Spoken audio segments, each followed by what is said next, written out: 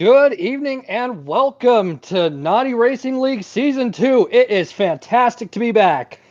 I'm Toon, and alongside me, as always, is SlowMoe and TCase. How are you doing, boys?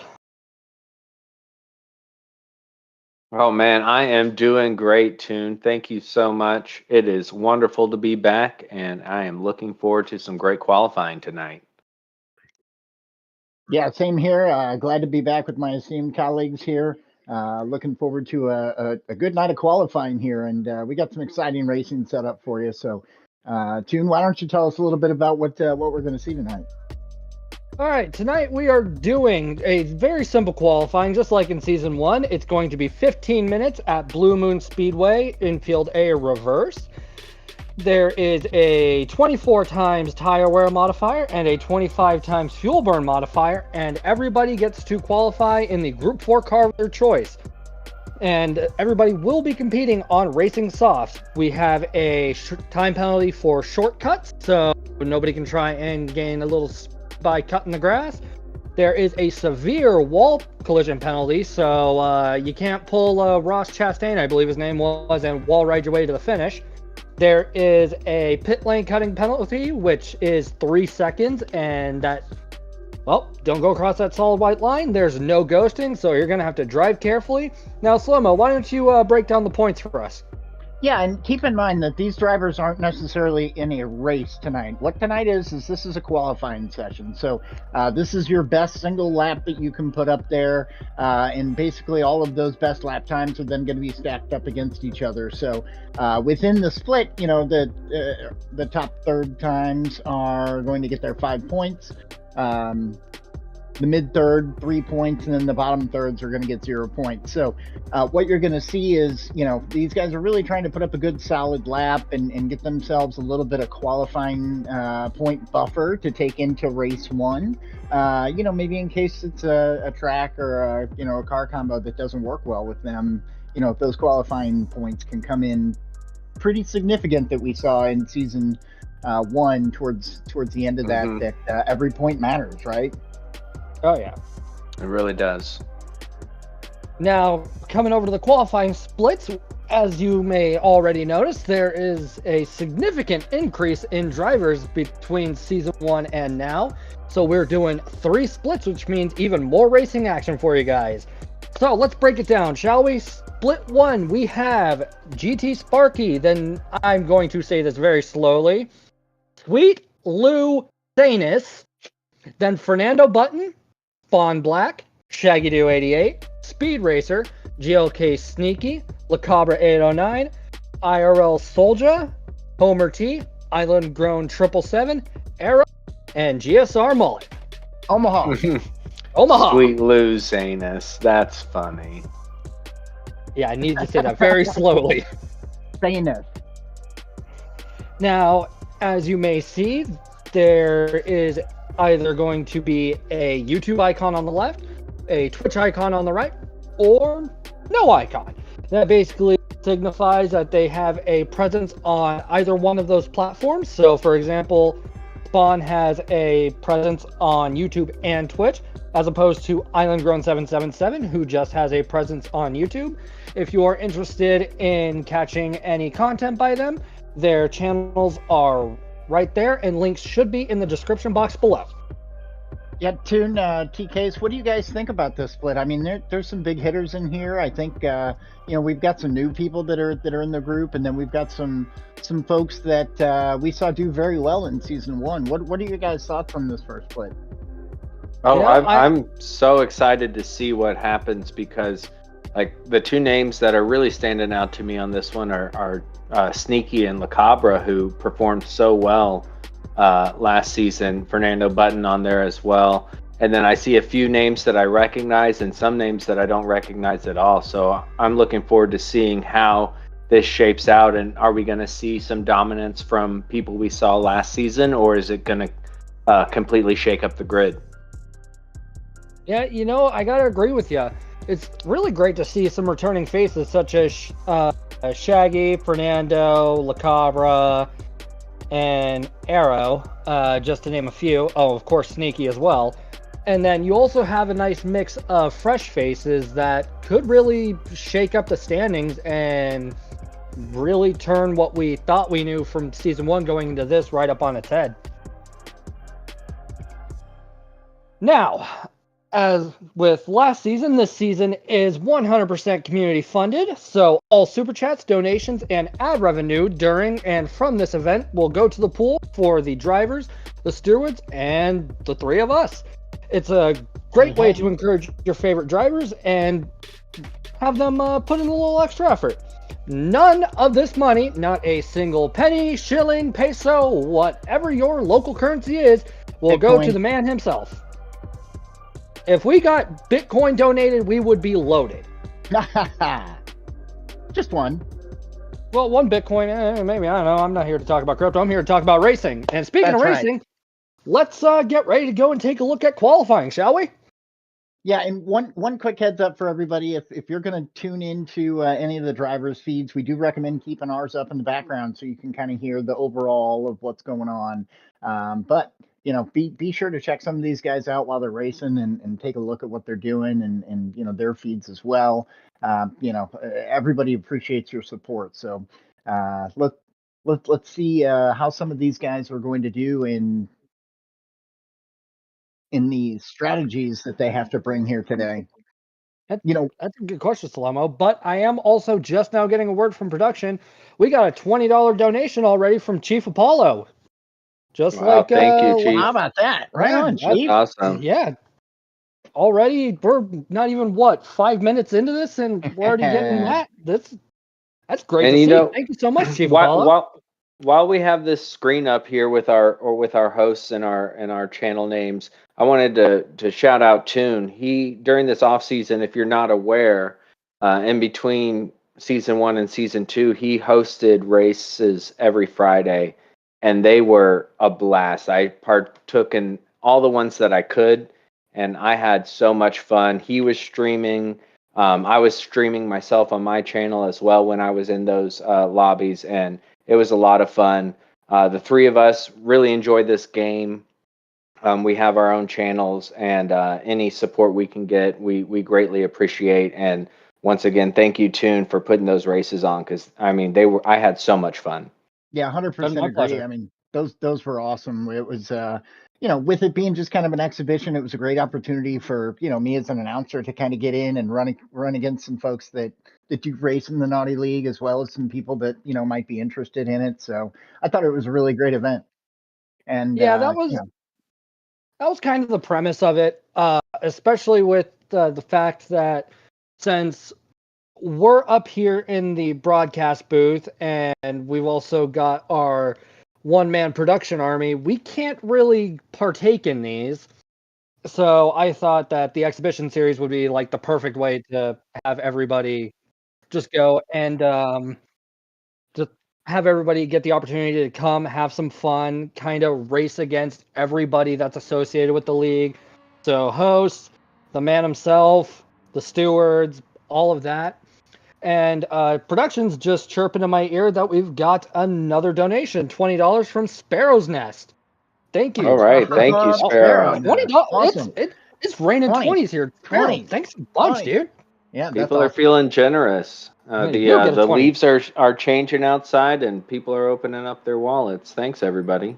No, that's awesome. Don't forget that money goes to the pool for the drivers as well as the stewards and the announcers. So we all appreciate your support while we're preparing for an awesome season 2. I can't tell you guys how excited. And we for those viewers out there, we have our own little production chat that we kind of talk to each other in. We've been so excited to get this season 2 going, and we're really happy to be here. And this is going to be exciting. We've got an awesome roster of drivers. Even the qualifying, we haven't really even gotten into some of the strategy that's going to be involved in tonight's qualifying, whether it be the high tire wear, the high fuel consumption, the slow refill rate on the fuel. Oh my goodness.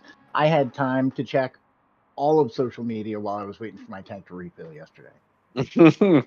Well, very, very true. I believe when I was running some laps here trying to get a feel for what our what our drivers are going to be doing, I found myself reaching for my phone as I sat in the pits refueling and chuckled to myself at how long this was actually taking. Yeah. And to cut you off there, we've got a $10 donation from Salamander. So thanks, Salamander. You guys are really generous for the beginning of season 2. Like, yeah, that's awesome. That's fantastic. And something to point out about Salamander, him and RJ Sugar Shuffles. I mean, that Salamander is one of the best Gran Turismo livery designers like in the world. Oh yeah. They just did a huge competition on one of the top streamers of Gran Turismo in the world, and he did a livery contest, and Salamander made it to the finals there.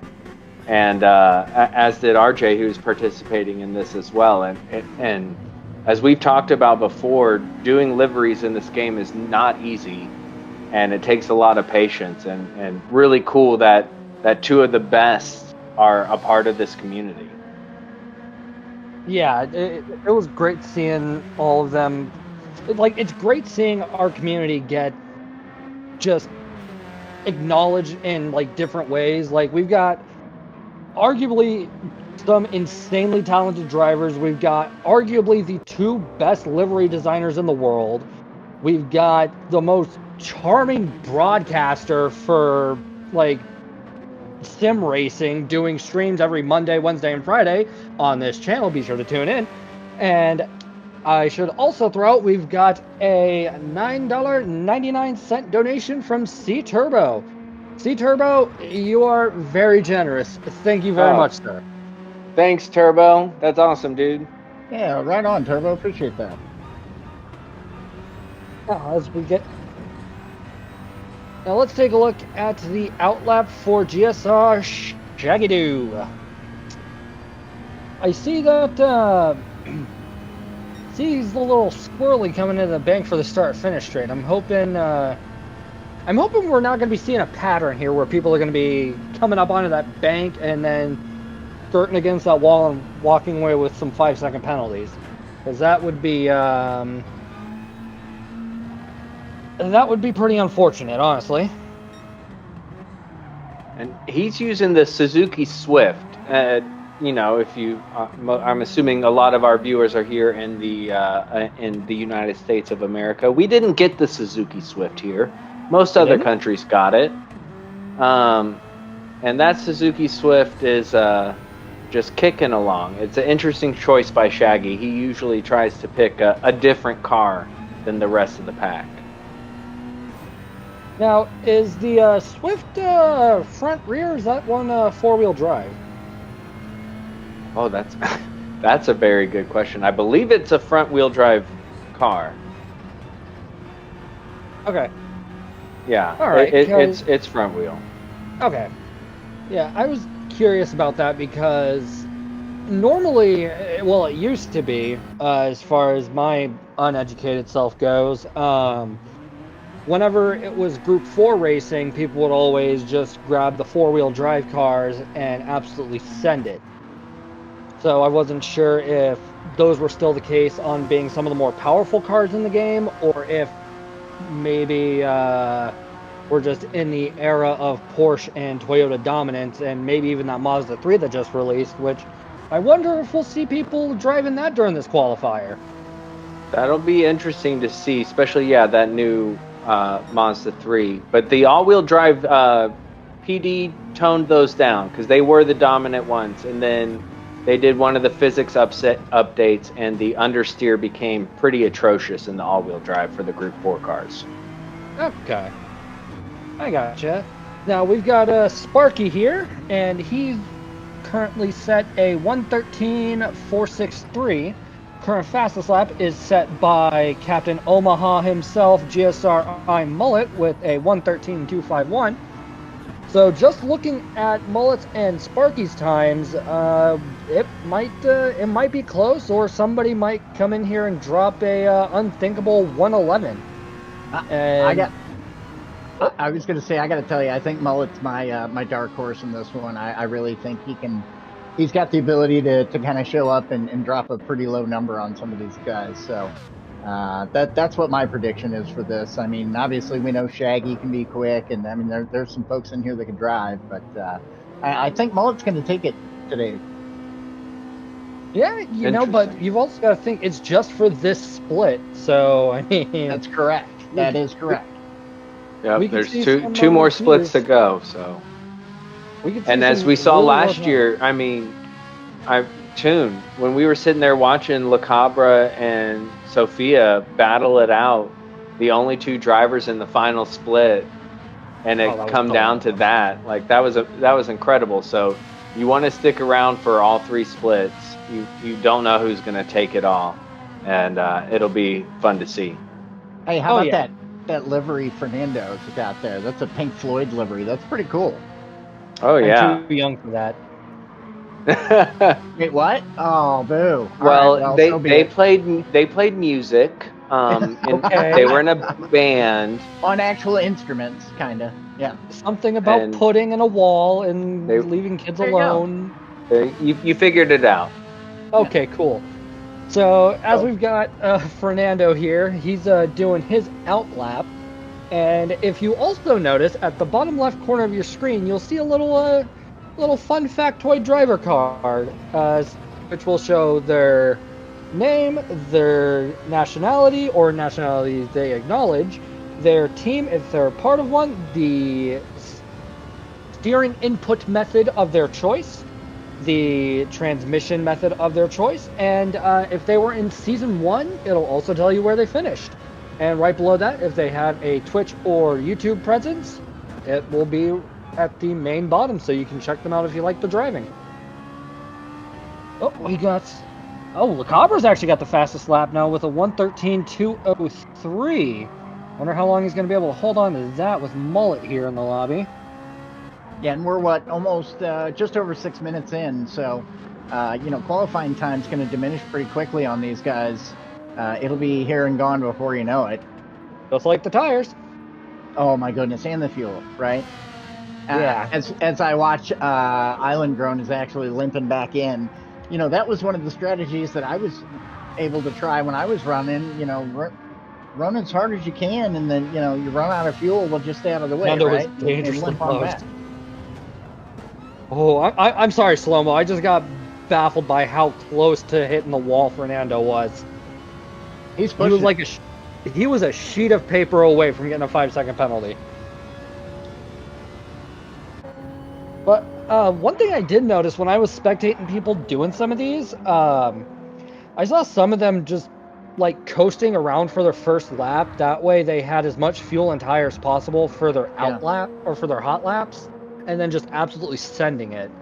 So it makes me wonder, would that be the more beneficial way to do this, or would you want to just run your lap or run your out lap, then run your hot lap and then immediately pit? Personally, I got to tell you, if I was coaching a team, I would say I want them fuel saving on their out lap. I want them short shifting. Get the car moving. Don't waste time and get through the lap. But preserve fuel as much as humanly possible. Try not to push your tires. Just get out there and get into that last kind of swooping turn where you can get after it a little bit into the straightaway. Turn that management down and go. But I guess it all depends on the car. For example, I ran the Italia for a few laps yesterday, and my goodness, it wasn't the fuel wasn't the problem, it was the tires.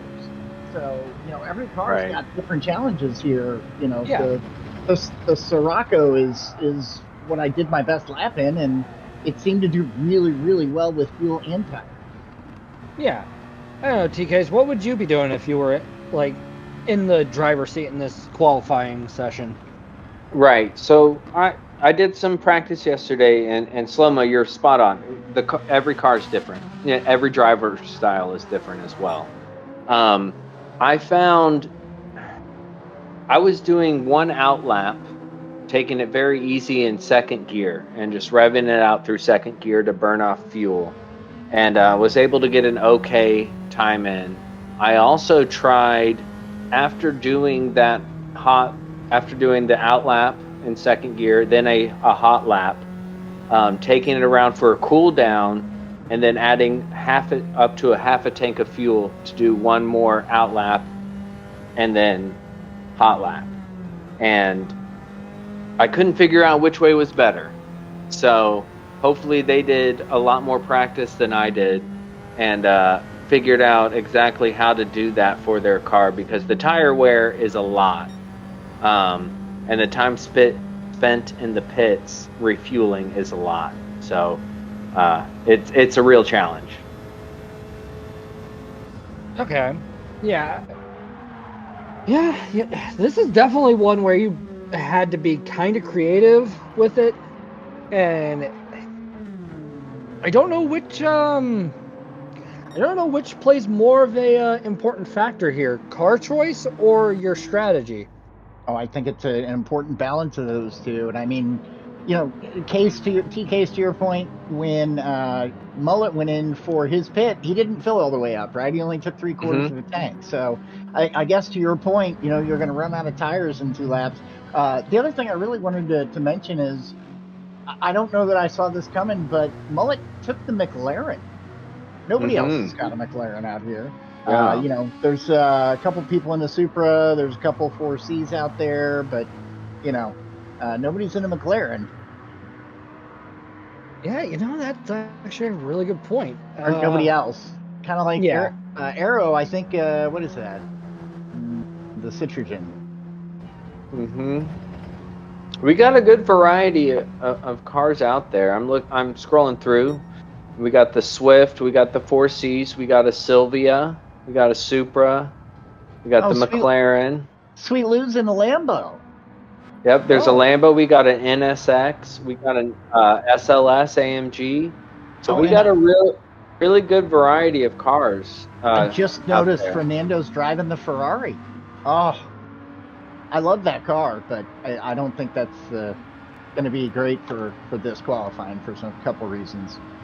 I'm thinking people are picking cars that they're just comfortable with, because, I mean, it's one thing to try and run a qualifier in a brand new car that's going to be more powerful, but then you've got to spend all that time trying to learn a brand new car. Wouldn't it just be easier for some to run a car they're familiar with and just try and push that thing to its absolute limits? Yes. Speaking of pushing it, I mean, Sweet Lou is really getting some good turns in. He's all over those apexes. He's all over the throttle and really hitting the sweet spot in that gearbox. So I wouldn't be surprised if he puts up a pretty good competitive lap here. Oh yeah.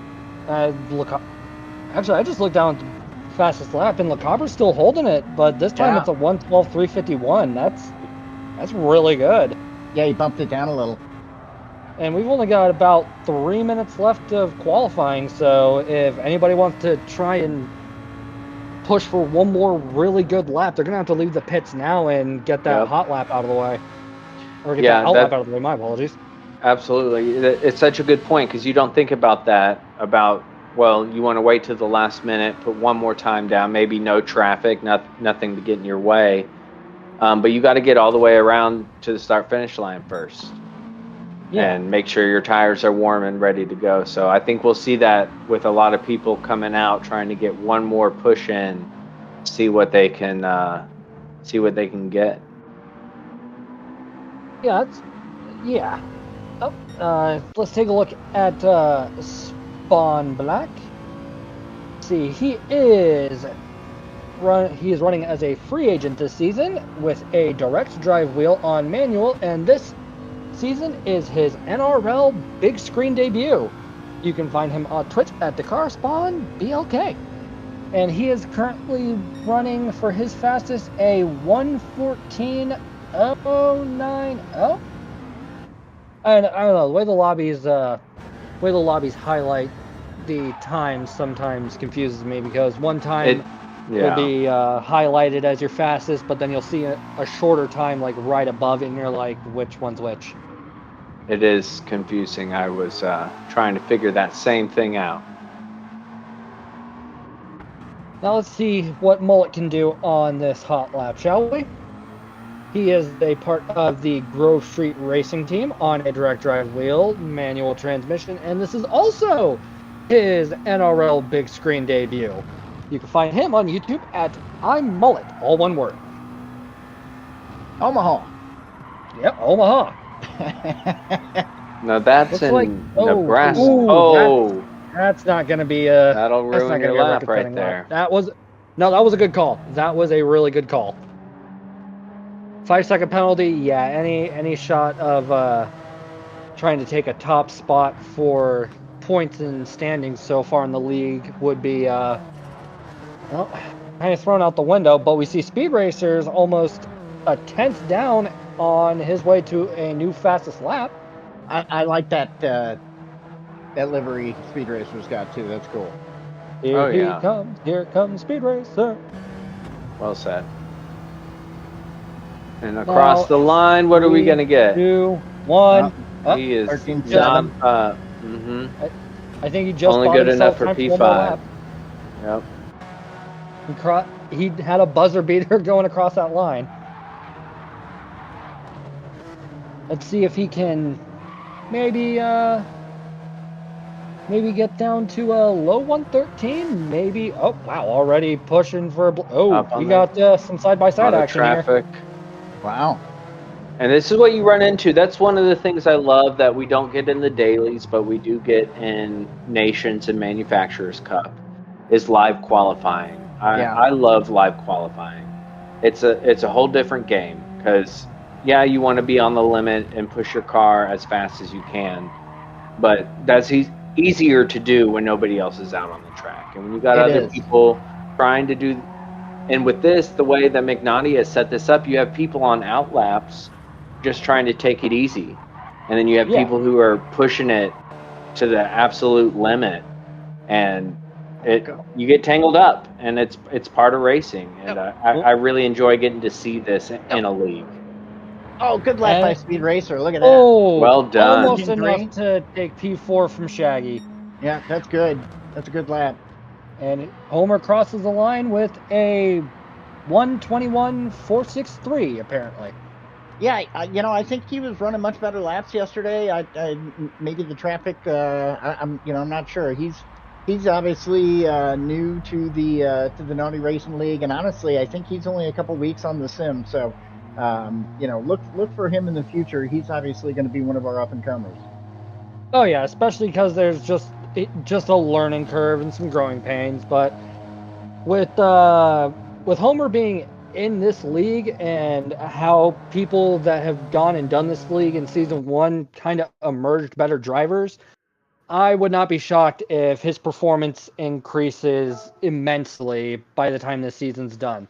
But enough of that. Let's take a look at the classified results, shall we? Take a P1 for this qualifying session at this moment in the league as well. We have LaCabra 809 with a 1:12.351. Coming in very close behind him, almost half a second. That's still really close when you think about it. Is Jehsr I Mullet with a 1:12.830. Coming in P3 for this is Sparky with a 1:13.102 in the Honda NSX. Taking P4, we have Jehsr Shaggy Doo with a 1:13.177. That is wow. That's real close. We're already getting the Suzuki Swift. Yeah, in the Suzuki Swift too. Rounding out our top 5, we have SpeedRacer with a 1:13.356. And I am noticing some... oh, wow, these are all really close to each other. In P6, we have Arrow in the GT by Citroen with a 1:13.969. Coming in at P7, we have Spawn in the SLS AMG Group 4 with a 1:14.090.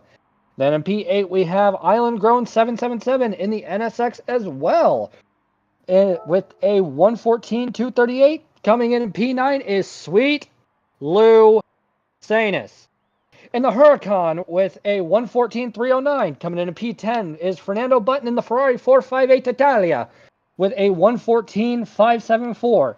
Coming in P11, we have StubsMcStubbin in the GR Super Race Car 2019 with a 1:14.650. Coming in P12 in the Alpha 4C is Homer T with a 1:17.994. And coming in at P13 is iRL-iSoulJah in the Nissan Silvia Spec R Aero S15 touring car with a 119.432, which is still a very respectable time. Like, all of these times are still really good. Yeah. Like, make no bones about it. These guys are pushing it to the best of their abilities, and it shows. Those are some great times from every single one of them. I love the difference in cars. You me didn't too. see one car next to another. If you do daily races on Gran Turismo, you know there's a meta car. You know there's one or two that's going to fill the leaderboards. And we had a different car in every position. And anytime we had a repeat, it was at least 8 positions before a car repeated itself. Yeah. So I'm looking forward to seeing that continue. Hopefully we can see more variety in these next splits. Because I mean, that's great. I love seeing that. Using different cars, every car has its advantages and disadvantages, and we got to see it right there. Yeah, the one thing I was surprised to see, Le Cabra was in the Supra. I tried the Supra out there, and boy, for whatever reason, I just didn't like it or didn't do well with it. But boy, he put down a really strong time with the 112.3. And Mullet was right behind him a half second, like Toon said. And again, you running the 650. So, to your point, there was a huge variety of cars out there. We had a couple NSXs and a couple of the 4Cs, but ultimately that was probably about it for the duplicates, I think. Yeah, I think so. Oh, the Supra. I'm sorry, Stubbs had a Supra as well. Yeah, but there was a big gap between big gap. I mean, seconds aren't big, but between the two Supras. But it was a good variety, and they're all different. Some are front, some are rear, some are mid-engine, some are it's a good mix. So you're getting to see these drivers put their talents down on what they feel comfortable with. We saw in season 1, everyone was in the AMG, and everyone had to adapt their driving style to that car. And if it didn't adapt, it didn't adapt. And here they're able to pick, a car that suits the track as well as their driving style, and that's so important.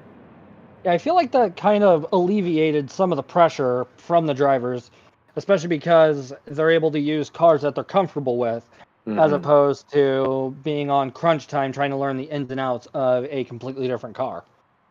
For sure. And this track itself is so different than season 1. Season 1 is a one layout racetrack, up a mountain, down a mountain. That's what season 1 qualifying was. This is an oval track with an infield track that you can adjust to. And most oval tracks, you drive fast and turn left. Well, McNaughty decided to do this one in reverse.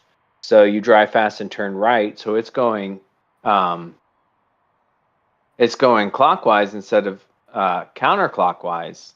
And then it has the infield part of it. So it's a completely different beast. And I'm pleased with how that first split turned out. Hopefully these other drivers were watching that first split. Maybe they learned something. Maybe they're making minor adjustments, and we'll see something different coming into the second split.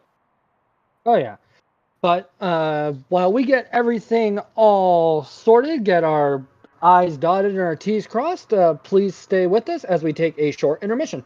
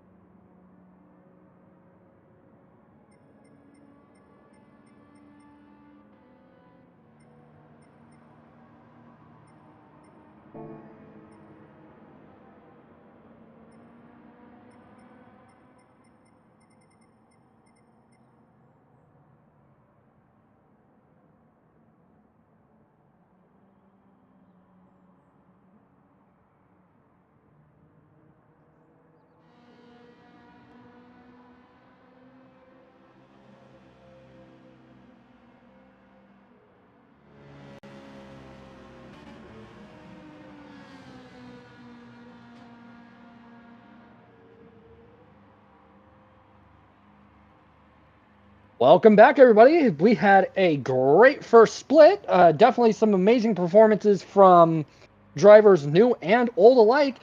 Now let's just get ready for split 2, shall we? So, just in case you are just tuning in or may have forgotten, let's run this through real quick. We've got 15 minutes at Blue Moon Speedway Infield Reverse with 24 times tire wear and 25 times fuel burn on racing softs, any group 4 of your choice, and there is 0 eliminations. This is literally just to get some extra bonus points for the season to come, and you really don't want to even miss this because those few extra points can definitely come in clutch if you have a less than stellar round. Now, SlowMoe, would you like to remind everybody how the point spread works for this qualifier? Yeah, and the point spread's going to work after everybody's done, right? So once we set it up and we put all the times together, the top third times are getting 5 points, the middle third times are getting 3 points, and the bottom third, they won't get any points going into week 1. So really, again, it's a qualifying session. It's not a race where you're going to see a lot of side-by-side action with these guys. Courtesy really is key here to try and let everybody get their best lap going out there. And the one thing that we keep talking about that I think is so relevant to this that's not necessarily on the page is the fuel refill rate. These guys can spend so much time in the pits with this, and the strategy in this time trial is just so important. TCase, you and I both ran some laps yesterday, and I think we both kind of saw the same thing. So, the strategy is what you got to have to be able to be successful here. Yeah, you guys are much braver than I am. Now, let's go and take a look at our second split, shall we? So, we're going to be seeing in this split, PHG Papa, also known as Papa's House of Games, BeefCastle, Minigun, Nav Motorsport, the man Cole Trickle himself, Mass Koala, Leo 2443, Chief Apollo, Nikki Hunt, Stig, sorry. Phil is out, as you can see, but rest assured we will be seeing him next time. Oh, he's in. I'm sorry, production is correcting me on that one. My apologies, Phil is here. Then we have R3dn3ck C-137, Jehsr, and then StubsMcStubbin. Stubbs already ran in the first split there, so right. I think Sneaky's the one that'll be running in this spot, and it's possible that there may be some repercussions for joining the wrong split there for Stubbs, so we'll see how that plays out. We might, but sorry, Stubbs, no mulligans. All right, hope everybody is ready to get into the racing action at Blue Moon Speedway Infield A, also known as We Have Daytona at Home. And Toon, who do you like in this one?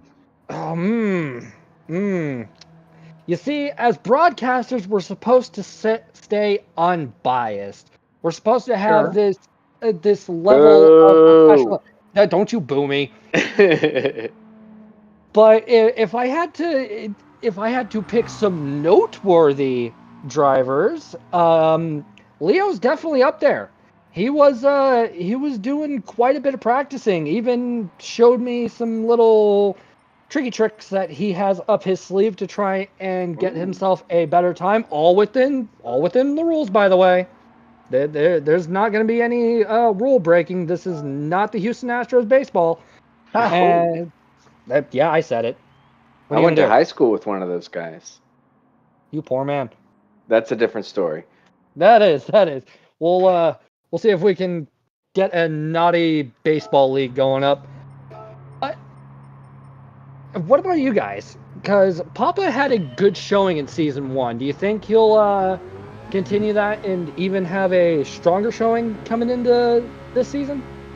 You know, he's been. I mean, he. If you're familiar with Papa House of Games, PHG, I mean, he streams every day. He's playing this game a lot, and he's listening. And I think season 1, for the people who participated, was a real eye opener of where you're at as a driver. It was for me, even commentating, but observing this and then participating in your exhibition league with these other drivers and getting to race against them. It was a real eye opener for all of us of what the competition is like out there.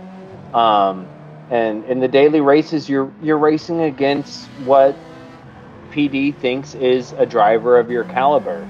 It's not always accurate, but for the most part, it's pretty accurate. You're racing against other drivers like you. In this league, you have drivers all across the board on different platforms using different wheels, controllers. Oh, Papa just hit the wall. And there he goes, runs wide on fresh tires. So you're getting a lot of different stuff than you normally get. And I think that the drivers that were in it last year put in a little extra work. And we're going to see that. Yeah, I agree. Now, going back to Papa's power slide into the wall, since we have such an insanely high tire wear rate, can you really even call your outlap running on cold tires? Because if it's about 24 times tire wear, wouldn't you basically have to go 3 feet and they're already up to temp? That's a really good point. I would say, yeah, and the way this track is set up, by the time you get to turn 1 with the way the tire wear is, I would say it's pretty close. But you're thinking about that while you're doing the lap, and so it sometimes causes you to not pay attention to where you would normally brake, and can cause some of those mishaps as well. Oh yeah, these drivers definitely have a ton rushing through their brains as they're driving these laps. Oh, and as I said in the first one, it's not a conventional course. You have an oval track and an infield. So as we saw, there he goes. He hits the banking. So it's completely flat in the infield where all the turns are, and then the bigger oval turns, you're coming off a bank or you're coming off a flat onto a bank, which completely disrupts the car. Yeah, but Minigun set a impressive 112.726 on his hot lap, and I'm curious to see if anybody's gonna come close to that or even shatter it. That's fast, yeah. Phil got a little squirrely. I'm watching NAV Motorsports right now, and curious to see what kind of lap he's going to put in, but I think he's actually slowing down now. Well, that's all right. They've got plenty of time to try and get their perfect lap in. Ooh, it looks like Papa put up a 114.2 after the lap we saw him spin, which that's good. And we're looking here at Phil. Obviously, he's a free agent. Belt gear-driven wheel, which is similar to what I have. Running on his manual transmission, and this is his debut for the Naughty Racing League. Toon, is this somebody you're familiar with?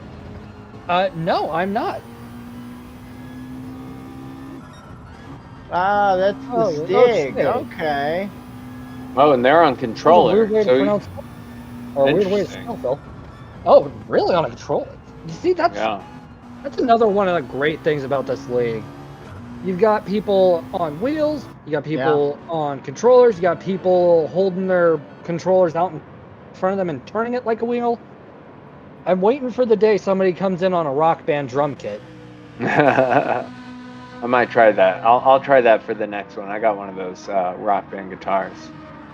If you look right now, Sneaky's doing that the fuel burn method that Hawko introduced us to in season 1. He's just rolling through his outlap, and I mean, almost got it down to about a half a tank at this point, and coming around one of the turns, just burning fuel, just wanting to get the car as light as we possibly can. So another strategy that we talked about. There's so many different ways to approach this. Oh yeah, I'm on. Wait. Now that I think about it, Sneaky's the only one doing the Hawko strat right now. Yeah, so he was in 4th and into 5th pretty quick, getting onto that straightaway, really getting his speed up quick as it comes across the start-finish line there. 140 plus here on the straights, good speed. Let's see how he carries it through the first little turn here. Touching the apex. Outside, heavy brakes. Look at that. Using all the track. I mean, he used every inch of the track right there. He's already full of purple too. See if he can carry that though, because Minigun's 112.726 is not something to really scoff at. That's really quick. That puts him up there with Le Cabra and Mullet. It is. It's fast. Who are at this current moment the 2 fastest drivers in the league.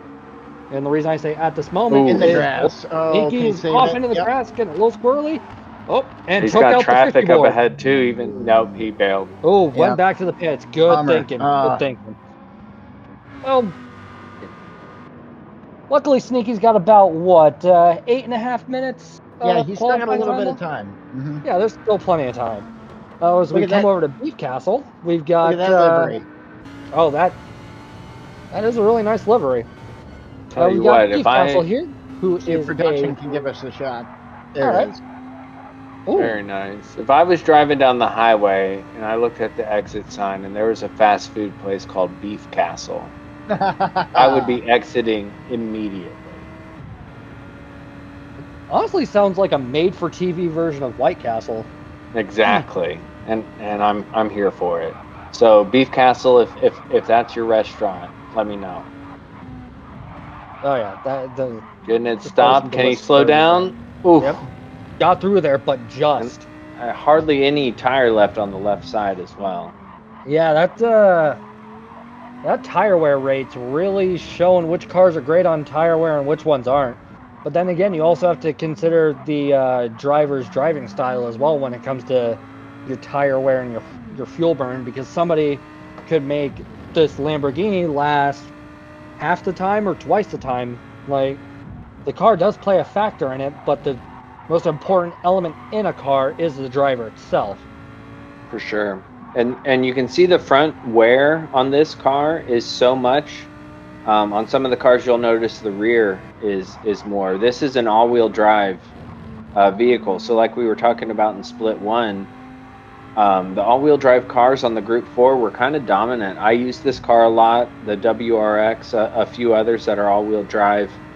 And you could really dominate. And with one of the physics updates, the understeer became really hardcore in those all-wheel drives, and that's what caused that front left to wear out as fast as it did, is that all-wheel drive as they push it out of the corners. Yeah, I see. Now let's take a look at Nav, who is a free agent as well. So anybody looking to recruit, I mean, we got some free agents here. He's on a belt/gear driven wheels, so your Logitech G29 923s, your Thrustmaster T150s, I think the T300's also one there, or I think that might be a hybrid system. Yep. But anything like that on a manual transmission and having their big screen debut right here in NRL Season 2. It looks like they're just on their outlap, about to get started here. Or are they going to do 2 outlaps? They kind of took it easy. They might, with the way their tire wear is, they might do 1 more lap. And we'll see. Burn the fuel 1 more lap. Yeah, as they come into turn 1, we're going to find out. Let's see how hard they hit the brakes coming into turn 1. It's going to tell us. Okay, it's a hot lap for sure. Yeah, that's definitely a flying lap. It's 100%. So here we go. Sneaky. And good to see the other drivers getting out of the way. They know they're on a hot lap. They don't need to be getting in their way if they're on a warm up. Oh, absolutely. And the speed difference, you could see it right there. Sneaky was just chilling, and boom, they took off. Yep, and if you notice when Nav went around Sneaky, there was just a mountain of those little marbles out towards the end of the track. Now, I don't know how much the marbles affect like the car dynamics in this game, but I know in real life if you run over too many of those, you're gonna go from grip to nothing in virtually no time. Right, and that's a thing. I know there's apps and stuff you can download and apply to the game to see more about what your tires are doing. Gran Turismo, the tires are doing a lot. You just don't get a ton of information of what they're doing. So yes, it does affect it. When you run off the main line, your tires get dirty, whether it's with marbles or dirt or grass. It is affecting it. So anytime you run off that primary line that everybody's trying to run, it does affect your tires, whether you can visually see it on the screen or not. You can feel it as a driver. You know that you went offline and you now have less grip than you had before. Right, yeah. Now, as we take a look at Leo 2443 in the Honda NSX, sporting a, one of those decals looks really familiar. Look at that. Where have I seen that before? Oh, how about that?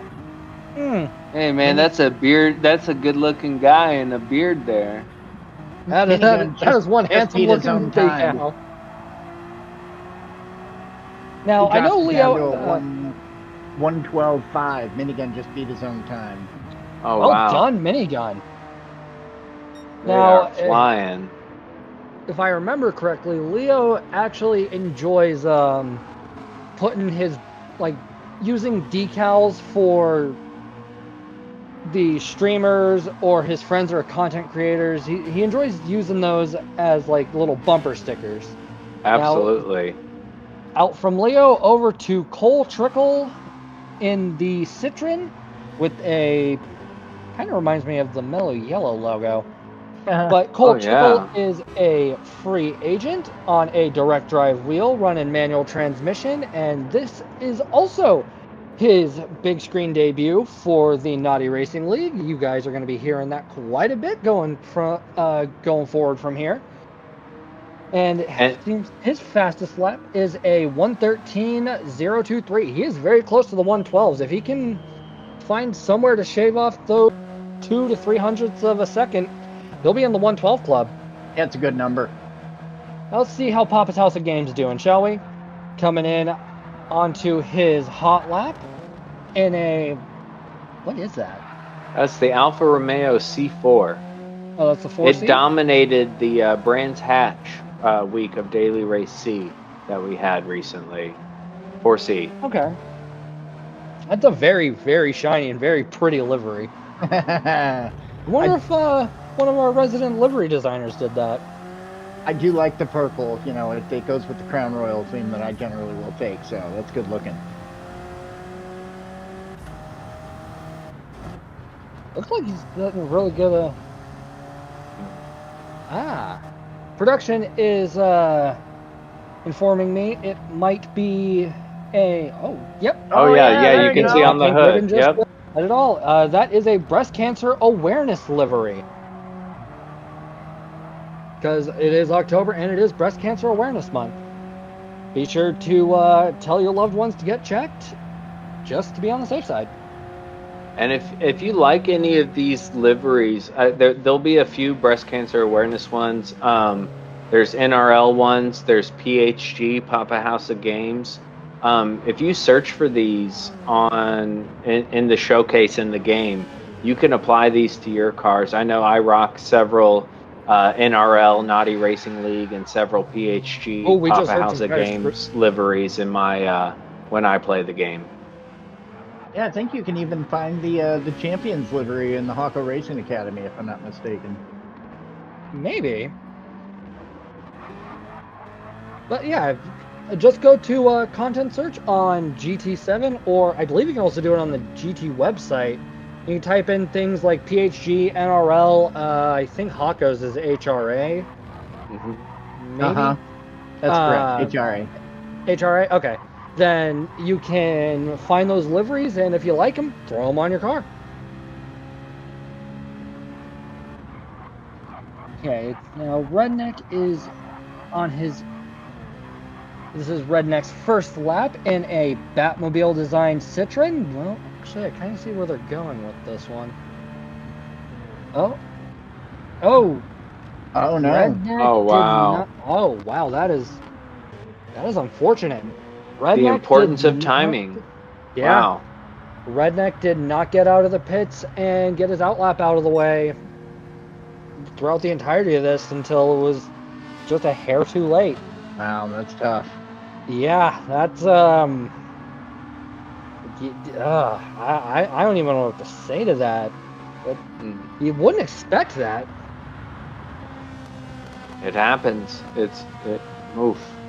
That's happened to me in a nation's, or it might have been a manufacturer's race where I was hoping to get one more lap in and just couldn't get across the line in time, and it's so frustrating because it just puts you on the back foot for the rest of the season, as they're not going to get the points they potentially could have gotten. And as we saw last season, the points do matter, even though the final is, winner take all, but getting there and determining the order as far as the eliminations go, the points matter for those eliminations, and it could be what gets you to the final. Well, yeah, without a doubt. As Minigun decides to Tokyo drift his way across the line.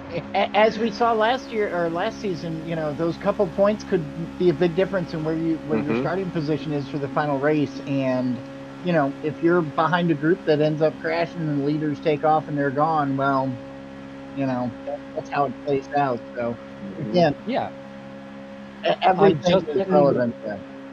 I am getting word from production that we just received another donation from William Lyons, also known as Redneck C-137.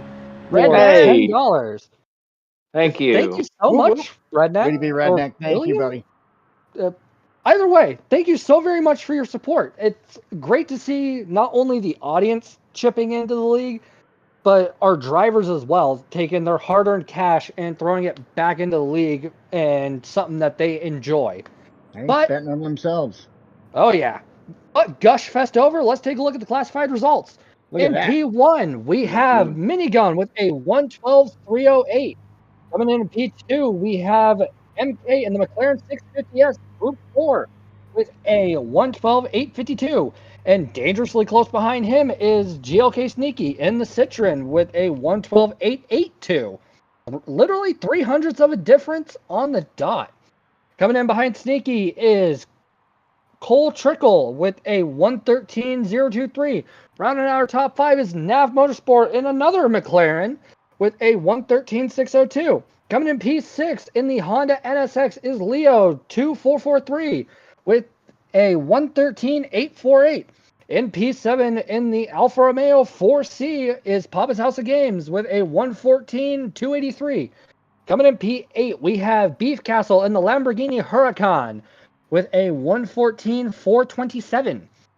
Moving over into P9 we have Nicky Hunt in the Ferrari 458 Italia with a 114.673. Coming in P10 we have the Stig in the McLaren 650S with a 114.742. P11 is Phil with the Alfa Romeo 4C with a 115.699. And then in P12, we have Redneck with a... they didn't get across the line. But they did do a donation, so win-win-win. Yep. And I'm getting word that we've got a donation for $9.99 from PHG Chris. Thank you so much for your what's support. up, Chris? Shout out to the PHG Paparazzi. The paparazzi, as they call themselves. Yeah, is that? I mean, how fortunate did they get with that little tagline? That couldn't work any better, right? It worked very well. I loved seeing in that we got to see a little more of the Citroen, which Yeah, I had a yeah. feeling was going to be the dominant car.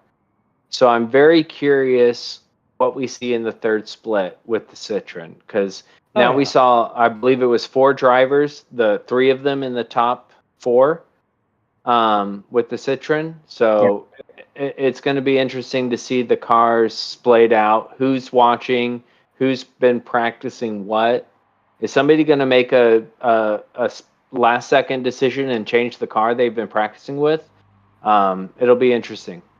Oh God, I hope we don't see anybody do a last minute change. I don't know. Some of these drivers are good enough in all cars that maybe the car they were working on isn't the dominant car, and they can make a change. Oh yeah, I don't know. When I hear last minute change, I think of what I would do in that situation where I'm like, okay, I've spent all week practicing on this car. Oh, that one's better. Oh, I better learn that real quick. You never know. Some of these drivers do different cars every single race, and don't even use the same car each time. So and then you've got others think we could see like that. that like what they like, right? And they're going to run certain things because that's what they're more familiar with. So true, very true. Yeah, that is a really good point. But while we get everything cataloged for you guys, we will be right back. So please stay tuned while we take another brief intermission.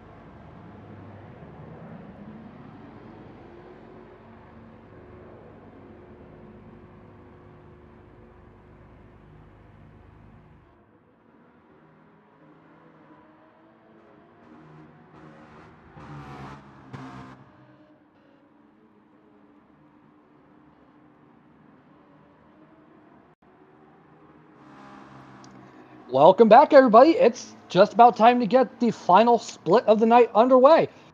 For those of you tuning in, my name is Toon, and accompanying me, as always, are my esteemed broadcast colleagues GT SlowMoe and TCase. Gentlemen, what are your thoughts on the night so far? Whew. It's a lot. It's a whole lot. We got different strategies. We got different cars. We got tire wear. We got fuel consumption. We got fuel refilling. Whole lot to think about. Yeah, and everybody's doing it a little bit different. You know, I mean, you'd see some similar strategies, but nobody's exactly the same for what I can see. It looks like, you know, you've got some people that fuel save kind of similarly. You got other people burning fuel off when they're going out. The tire wear is a whole different story when you're dependent upon what car you're in and how well that tire or that car, you know, maintains the tires for you. So, you know, TCase, I think you hit on a really big thing. There's so many factors that play into the irony of these guys trying to put in one single good lap, you know? Mm-hmm. Yeah. For sure. And we won't know till after this final split and really go back and watch it and see what car combo, fuel combo, tire combo strategy is the best one. And we won't know. It's going to be really exciting to see what plays out here. Yeah.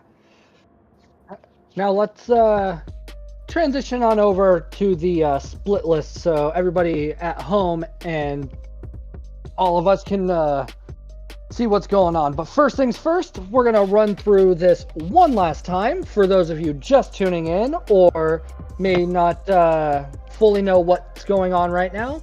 This is a qualifying round with 0 eliminations, so this is just to get you a nice little points head start.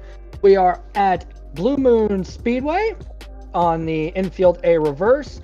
It's going to be 15 minutes of qualifying with 24 times tire wear, 25 times fuel burn on the racing softs. Any Group 4 car your heart so desires with a weak shortcut penalty, so half-second shortcut penalty. A strong wall collision penalty, so you bang that wall, that's 5 seconds to your lap time.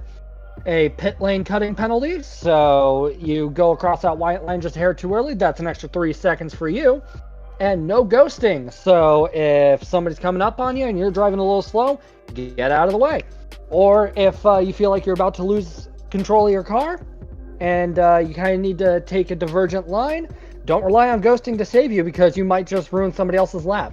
So show some very sportsmanlike driving out there.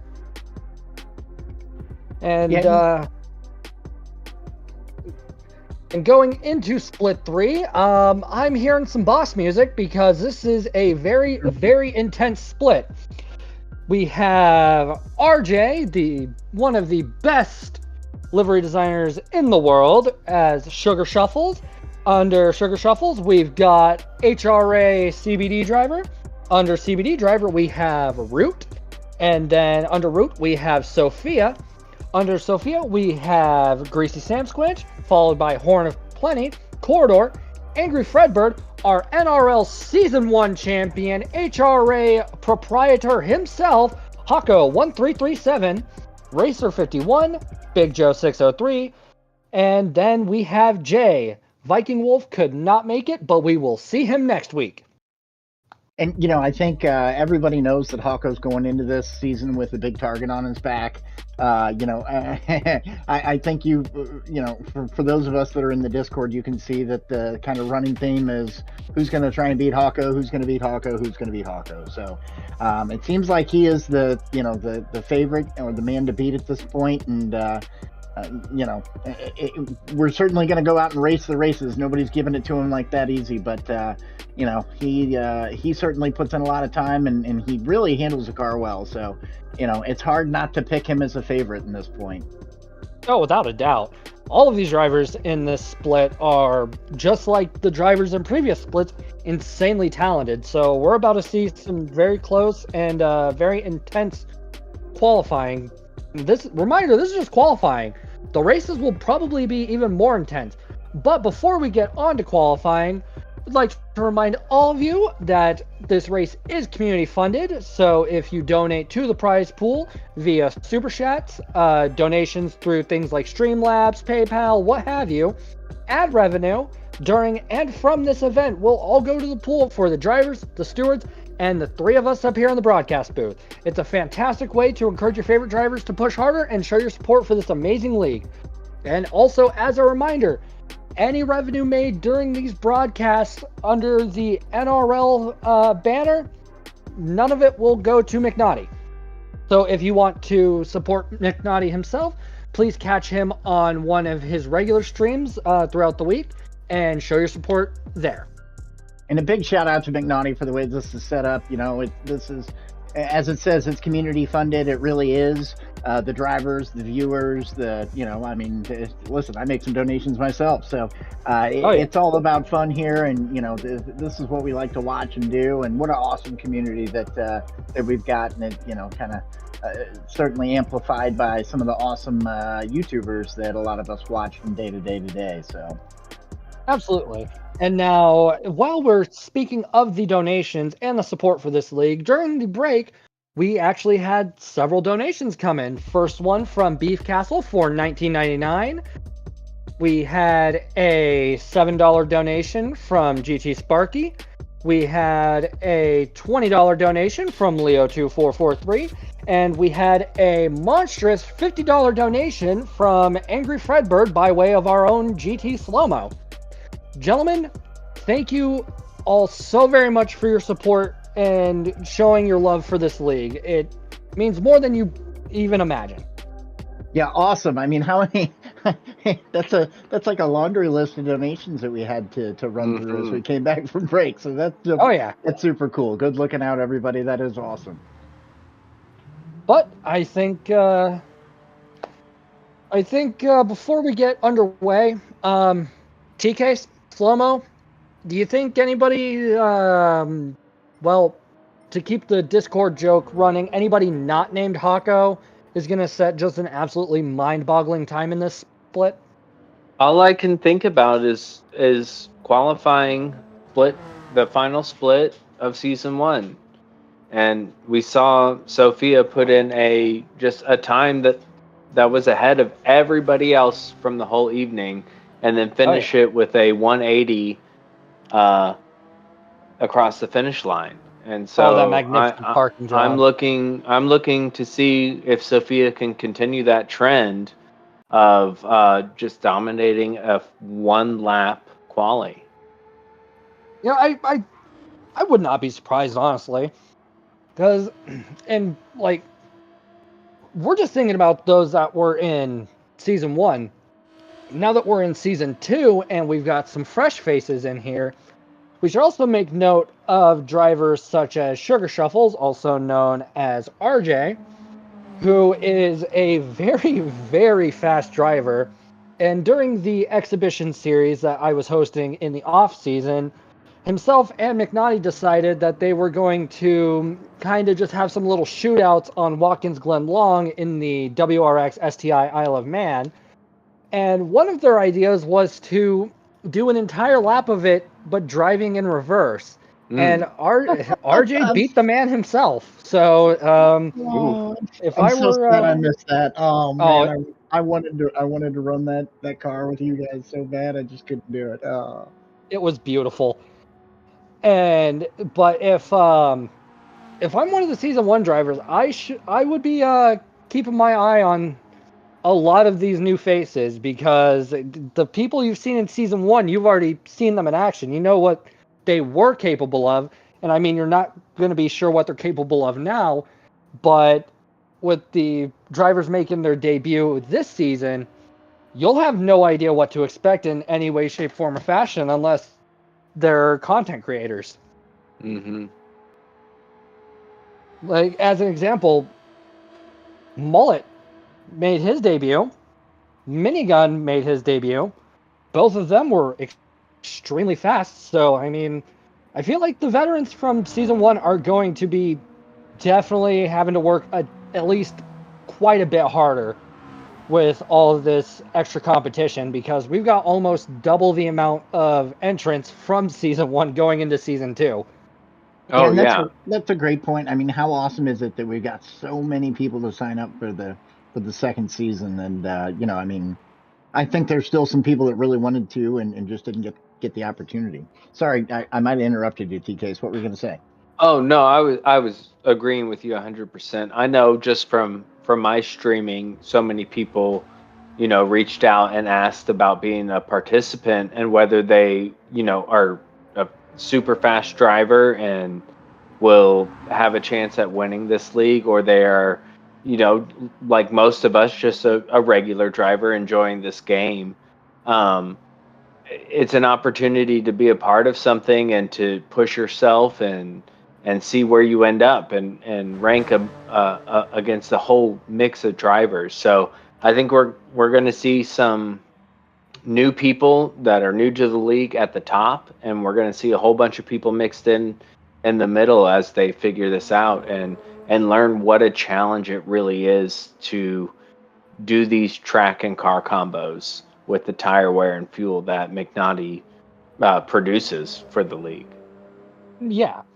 And judging off of these settings for just this qualifier, I feel like my exhibition series didn't do the league justice, because I wanted to emulate what to expect, but McNaughty is a man of many mysteries, and I did not foresee something this intense just for a qualifier. So I hope everybody that's participating in this league is ready for the kitchen sink to be thrown at them. Now, production is informing me that Stratohawk has generously donated $10. Thank you so very much, Chris. Stratohawk. Thanks, dude. Yeah, thank you. That's awesome, man. Whoop, whoop. This is just the first broadcast of this season, and the support's already been just unfathomably amazing. Yeah. Seriously, everybody that shows their support through donations, spreading the word, everything like that, thank you all so much from the bottom of all of our hearts. It means so much to all of us.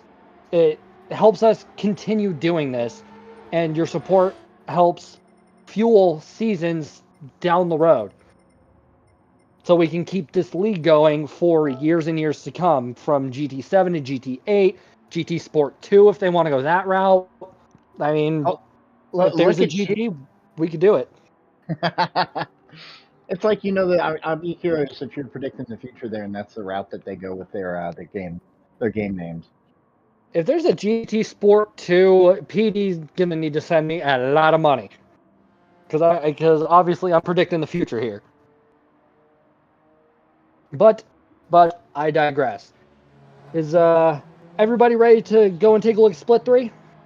Split 3. Yeah, let's see what this does. All right, let's get ready to see the final split of the first broadcast of Naughty Racing League Season 2. Ooh. I'm getting word that SpeedRacer just chipped in $10. And it says, hats off to the king for all of this. That's very generous of you, SpeedRacer. Thank you so much for the support. Now, as we get underway for the first outlap of Split 3, we are looking at Hawko Racing Academy founder and overall Mega Titan of GT7, Jehsr-1337. His team is obviously the Hako Racing Academy. He is on a direct drive wheel on manual transmission. And as you can see below the transmission, he is the Season 1 champion. He has an insurmountable sized target on his back. But speaking to Hako, after Season 1 ended, he's ready to run it back and take the trophy yet again. He is, yeah. I mean, he's not afraid of anybody out here, and he's going to go out and he's going to run his lap. And I mean, if you watch any of his YouTube videos, he'll tell you a little bit about his mentality. Is you got to go out and expect to be the best, and know that you've done enough to make you the best. So that's where he's at. And boy, he doesn't shy away from anybody. He's ready to go after it. Oh yeah, Hako knows who he is, and if you don't know who he is, he will remind you very quickly. As his outlap is just a 1:13.314. I caught him practicing earlier, and yeah, he's going to be setting a very strong example for this entire season. Hey, before I forget, can we see the angryFredbird livery for a second as we watch Hako go through his out lap there, or actually his hot lap he's starting? Yeah. Well, I'll make sure we get to it. I think we want to check that one out when we get some time. I'm curious. Yeah. We watched Hako go out there and burn fuel in his out lap, and we've seen all these crazy strategies from him. Let's see what this first lap is. I think in practice he was putting up 1:11s. In practice, I saw Hako also burning off all of his tires and treating this as a drift trial, and it was a sight to behold. Hako has an insane mastery and understanding of the cars in this game.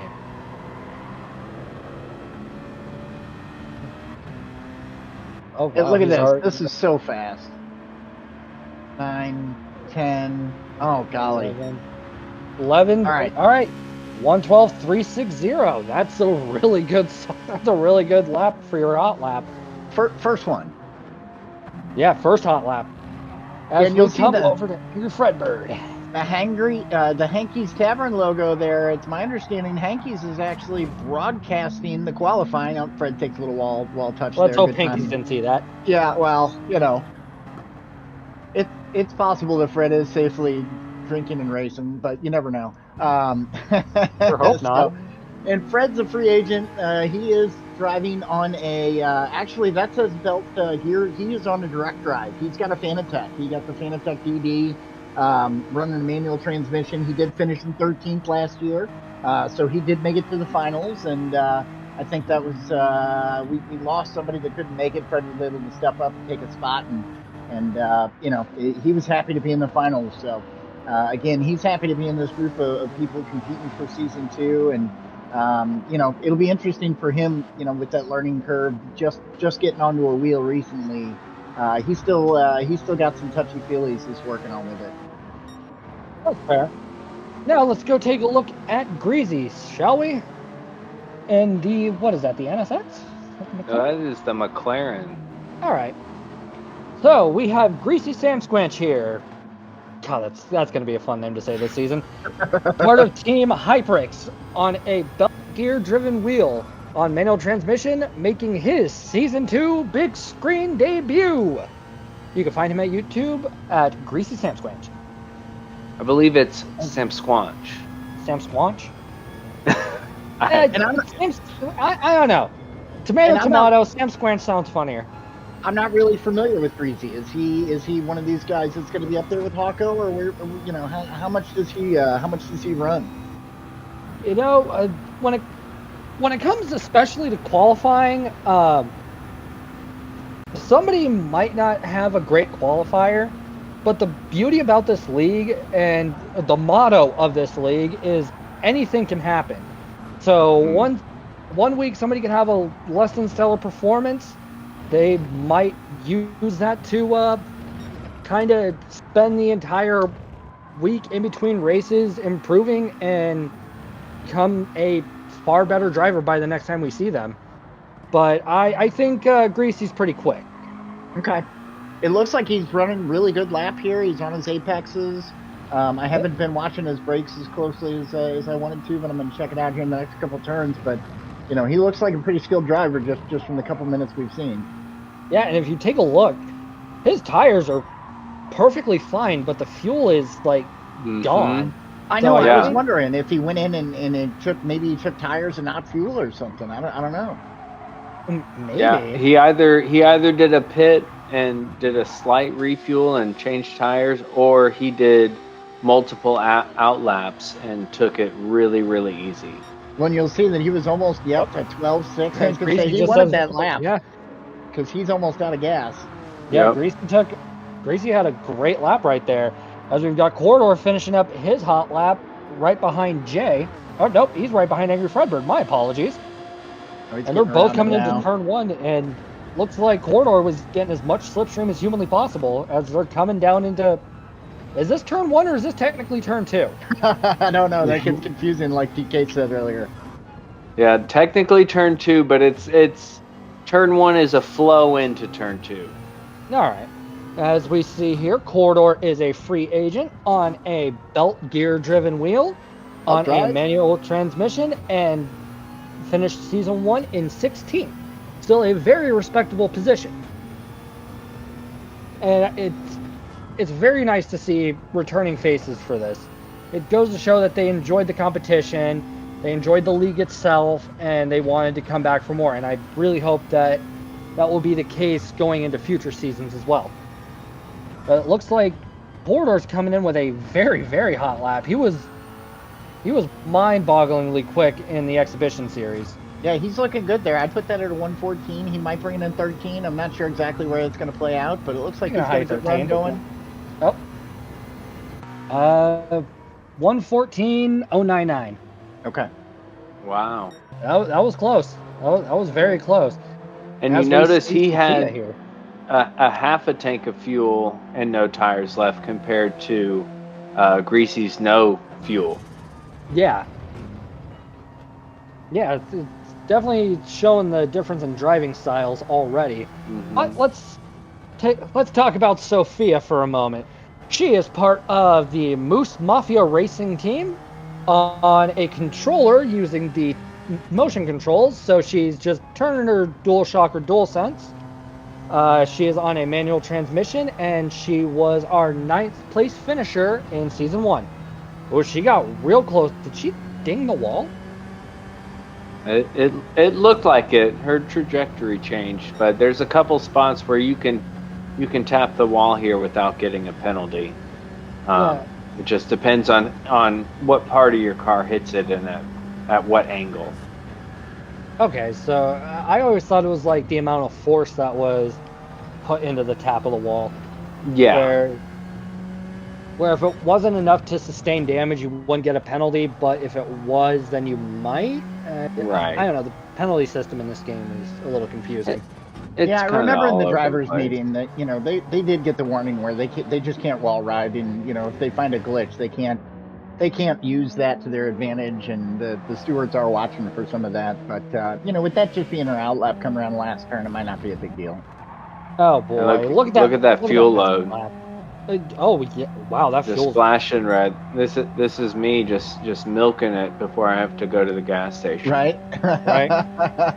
You saw those gas prices? They're almost $4. It's like, I can wait till tomorrow.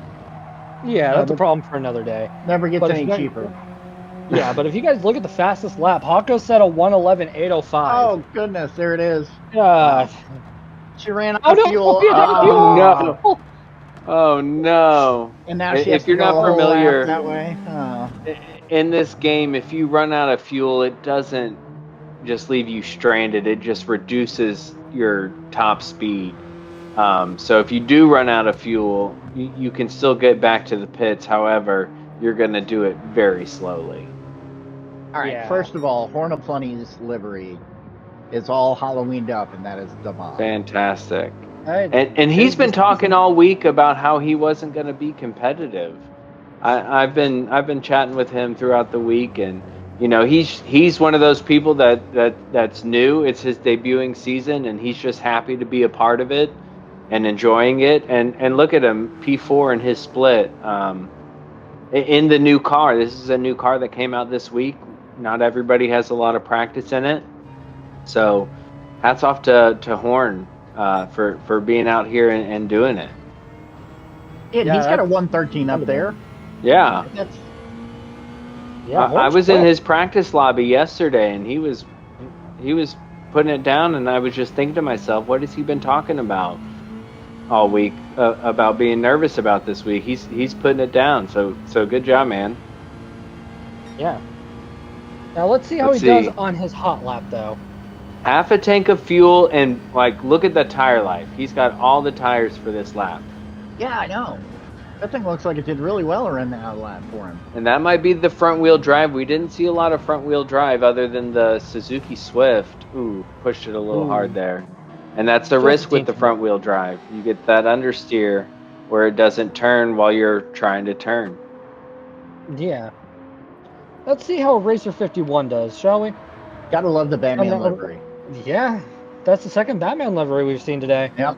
Finished his out lap with a 138, 162. RJ is leaving the pits. Oh, Racer's staying low on that bank. That's good. At least I think that's good. I don't know how banking works. You know, I didn't ever really have anybody explain to me the correct line here, but, you know, I found a couple places where, you know, I just felt like it wasn't right, and, you know, I just wasn't gaining enough time. But, you know, after watching a few of these folks now, I wasn't too far off. It really looks like, man, some of these guys, what I see when I watch these guys run is just that precision. They're hitting their apexes so much more frequently and so much more smoothly than a lot of times I do. So, you know, something I'm going to take back into my racecraft a little bit. Oh yeah, you can definitely incorporate what you see these drivers do into your own driving, and it'll definitely help. And this also goes to show the beauty of practice, because like Greasy, Hako, Sophia, Horn, and now Racer all setting amazing lap times. 1:13.635. That's great. That's a good lap. As we've got RJ coming out onto his flying lap. Oh, and flying is an understatement. RJ is gunning it through the banks. Coming into probably turn one. That was really smooth. Oh yeah. A lot of the cars you see go through there, it's kind of clunky as far as the camber change going from the oval to the infield. But that was a really smooth line he took through there.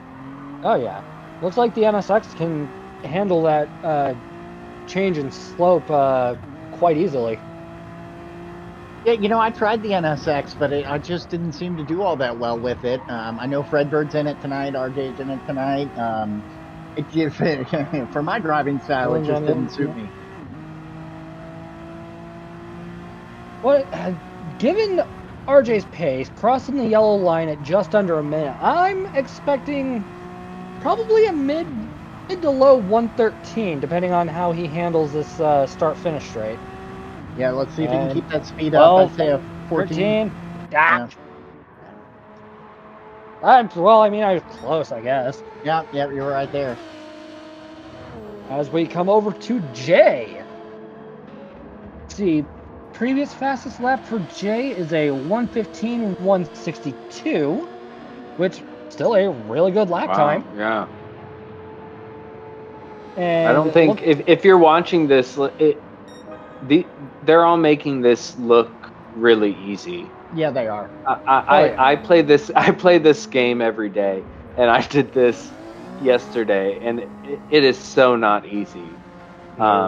This lap with the tire wear and the fuel, like, it's really complicated. You got to think a lot about where you want to push, where you don't want to push. It's not just driving it around like you would in a race. A qualifying lap, a hot lap, is so different from a race lap because you are pushing the car to its absolute limits to where you cannot drive another lap because you pushed it so hard. So to put these times down is really impressive. TCase, did you and SlowMoe just look at Hako's screen and see that he's almost 0.2 off his fastest lap now? Oh, looks like he lost it. That bank will definitely get you. Yeah, he just missed it in the bank, but yeah, he was hustling. Yeah, I thought he was about to set a low 111. You think you know how fast a car can go around this track, and then you see somebody else go around it, and you're kind of scratching your head wondering, where can I get that time? As we're coming into the final lap for everybody in this last split of qualifying for round one. Oh, yeah.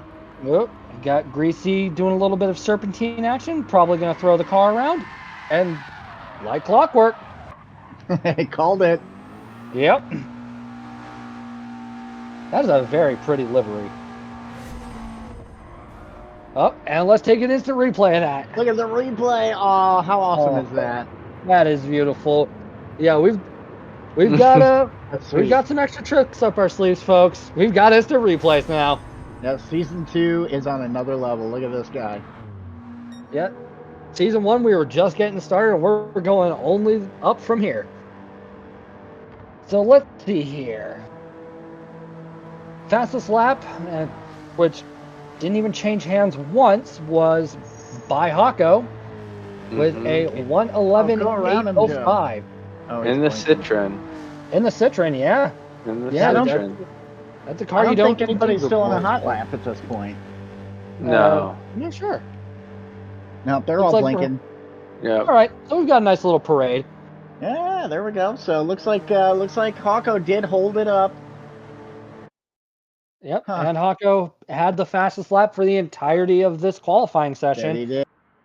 And while we all hoped for somebody to beat him, we all had a sneaking suspicion that that was going to be the outcome here.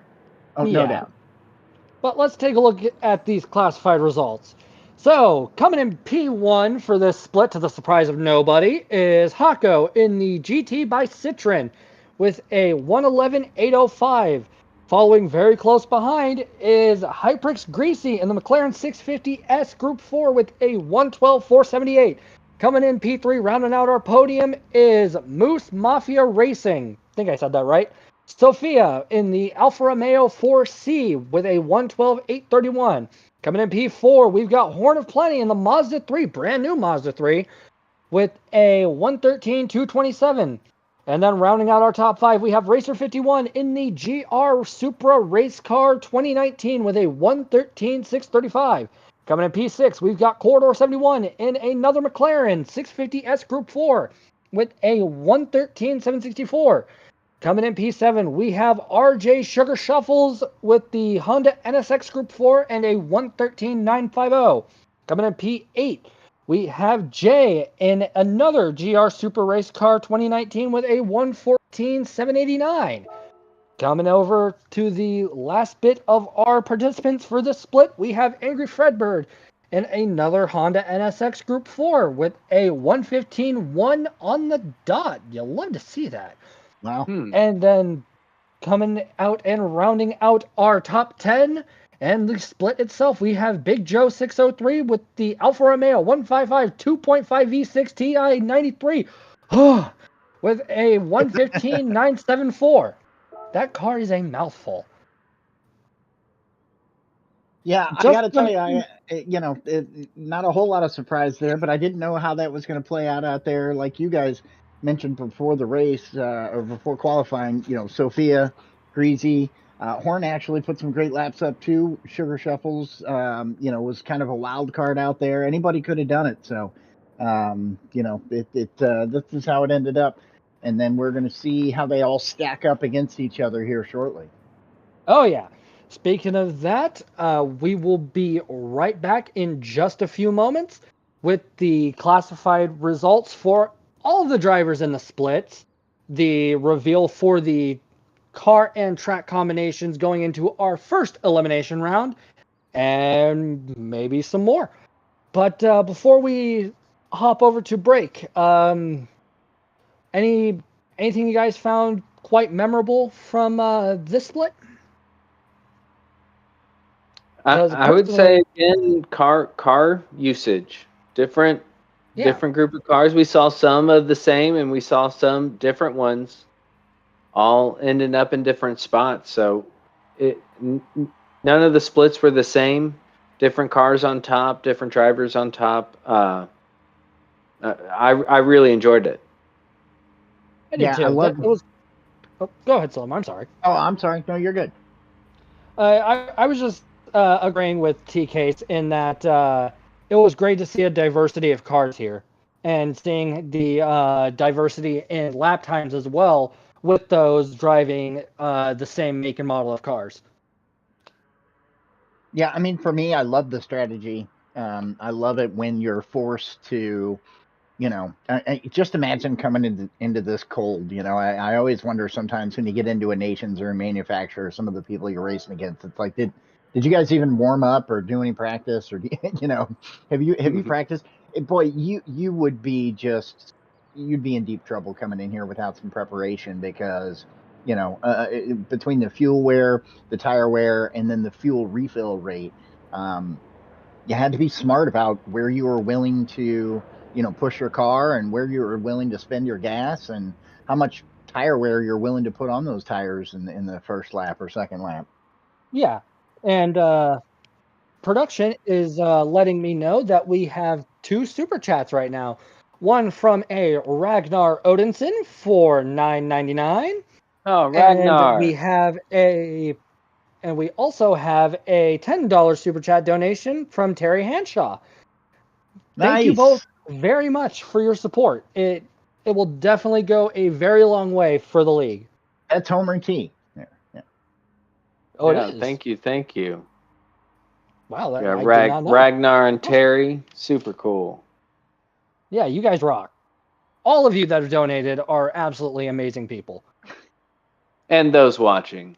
And of course, those watching, those that spread the word, anybody that tunes in, shows their support, shows their love for the league in any way, shape, form, or fashion, leaving a like on the stream, watching the ads, donation, spread the word.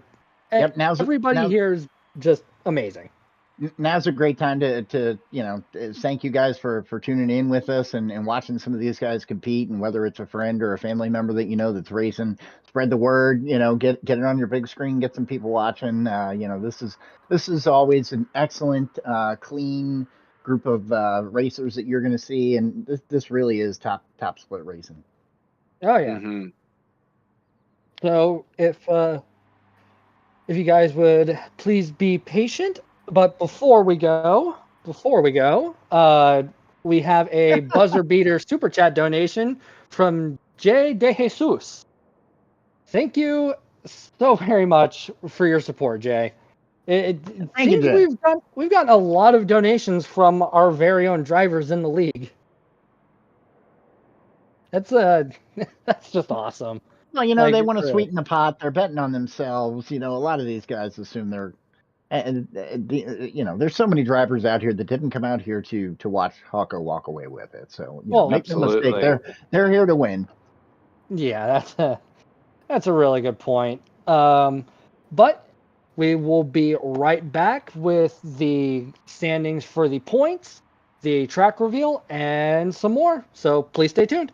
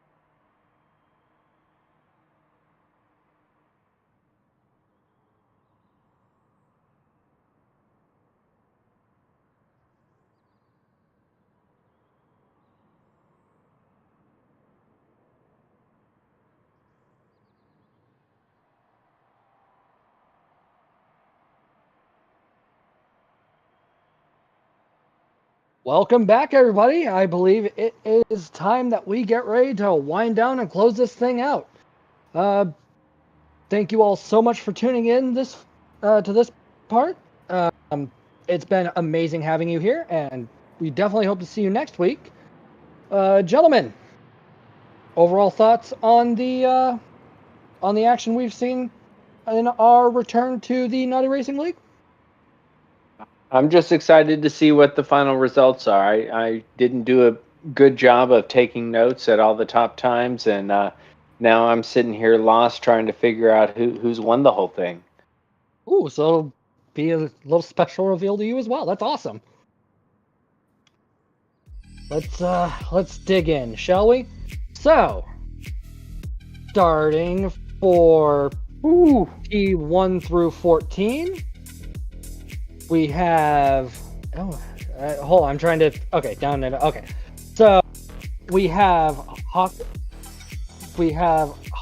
with a 111.805, followed very closely by Minigun with a 112.306. Then we will also have La Cabra, followed by Greasy Sam Squanch, or Sam Squanch, depending on how you want to say it.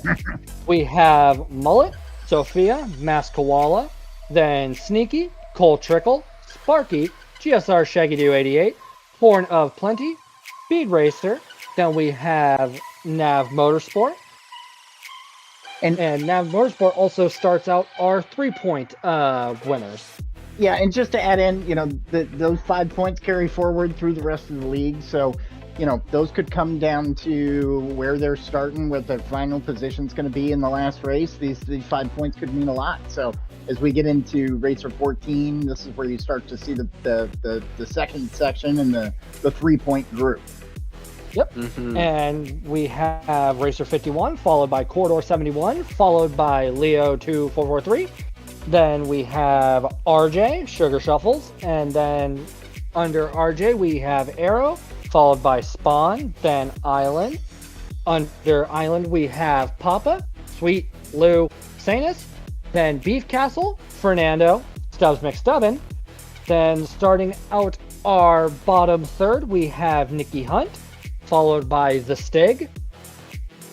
And then we go over to Jay, angryFredbird, Phil, Big Joe, Homer T, IRL-iSoulJah, and then the no time set category we have Redneck C-137, Chief Apollo 11, CBD Driver, Jehsr, I think, Root, and then Viking Wolf. Yeah, and take these standings with a grain of salt right now. I mean, this is just week one. It's just qualifying. As we saw last season, somebody like CBD Driver, and I think we were talking about that in the break, he didn't necessarily even put up any points, then came back and really put some good races together. So, the qualifying doesn't always tell you what's going to happen in the end, but you do get a good chance to see the drivers come out. They get a good chance to see some of their competition and really kind of see where they stack up against those folks based on their strategy in the track and, car management and tire management and all that fun stuff. Oh, yeah. These standings are bound to shake up like crazy. CBD Driver didn't set a qualifying time last season, and he did amazing, like you said. So the CBD Driver is definitely not even close to being down or out. Nor are any of our drivers with 0 points or no time set. Right. Absolutely. And as we touched on earlier, qualifying and racing are two different things. Setting that fastest lap versus racing wheel to wheel with other drivers, managing tire wear. The races that they're going to have to do are going to be strategy driven races where they have to think about pit stops and fuel and tires. And that's completely different over 10 to 20, 30 laps as it is just doing 1 to 2 laps. Yeah, to that point, when you look at the standings and you look at the times in like the first 8 drivers, they're within a second of each other. Mm-hmm. And that's mind-boggling to see somebody put up such a quick time, but then 8th place, the 8th place driver is still within a second of that. I mean, that's some strong competition out there. Oh yeah. But yeah, there you go.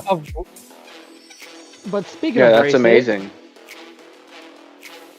Yeah, actually, hang on. I'm doing a quick glance over the time difference between people. Oh, Wow, that is... Look at Mullet, Sophia, and MK. I mean, they're right there with each other. So it's really, man, it is tight competition all the way through this bracket. So we are going to see some excellent races come next week. Oh yeah, this is all very close, and I think the increase in drivers has played a big factor in that. But speaking of next week's races, let's dive into that, shall we? Oh yeah. All right, now the moment our drivers and hopefully our lovely viewers have been waiting for. We are going to be doing Monza. Oh yeah. In the Audi RS5 Turbo DTM 2019. Let's get into the nitty-gritty of this, shall we? There will be a 10-minute qualifier, and the race proper will be 17 laps with 18 times tire, 7 times fuel, a grid start with full start check. Your starting fuel will be 50 liters, so you're not starting with a full tank of gas for this, folks. And then after you pit, well, then it'll be default. So, I mean, you guys have fun with that. The DRS rules in Formula 1 do apply here. And if I'm understanding that correctly, as someone who does not watch Formula 1, that means you can only use your DRS in certain zones.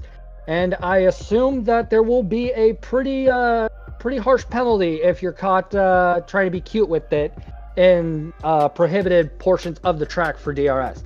You will be on the racing mediums and the racing hards as your required tires, but the racing softs are available. You have a weak shortcut penalty, of course. Heavy damage. So if you ding your car, you're going to be feeling that until you pit again. So be extra careful. The pit lane cutting penalty is on, of course. And as always, there is 0 ghosting. And the bottom 13 drivers of this race in total point standings will be going home. Now, SlowMoe, would you like to enlighten our drivers and our lovely audience how the points will work for this? Yeah, so first of all, the most important thing that you want to pay attention to is if you win your split, it's an additional 5 points on top of anything else that you're going to get based on where your times fall, your total time for the race, right? So, winning the split will add some padding to something. If some of these guys did good in their qualifying, they can add to that padding by winning their split and adding on to what they get. So in the end, what they're going to do is they're going to take all the times, everybody's total time for the race across all splits. And then that's going to be a total of 41 points available from, the fastest getting 41, the slowest getting the least. So, so on and so forth. It goes down the line from there. And, keep in mind a podium finish automatically moves you up. So if your split doesn't do very good in general, but you finish on the podium and you're on the bubble, that could be a saver. Considering that we're eliminating 13 drivers, that is going to be a very big possibility for some of these guys. So, the splits here coming into the first week are going to be just incredibly interesting to see how they break out and where some of these bubble type guys are going to be driving and who they're driving against. So that's going to be awesome. And now's a great time for me to mention that I did win a race at Monza in the exhibition. So I couldn't believe it. I was shocked. Nice humble brag. Absolutely. Yeah, that was really cool, Toon. That again, if you didn't hear earlier, Toon did a exhibition series in the off season, and one of the tracks he picked was Monza. Different car, but it was Monza. So those of us who participated in Toon's exhibition series, we got some good Monza practice, and it's going to be cool to see it in these DTMs. With the DRS, so the DRS in 2 different zones on some pretty significant straights, that big rear wing will lay down flat and reduce the drag and give them an extra speed boost. So if they're within 1 second of the driver ahead of them in those zones, we're going to be able to use that DRS and allow them to catch up on the driver ahead as they go into the big heavy braking zones. Yeah, you're definitely right on all of that. And something just occurred to me.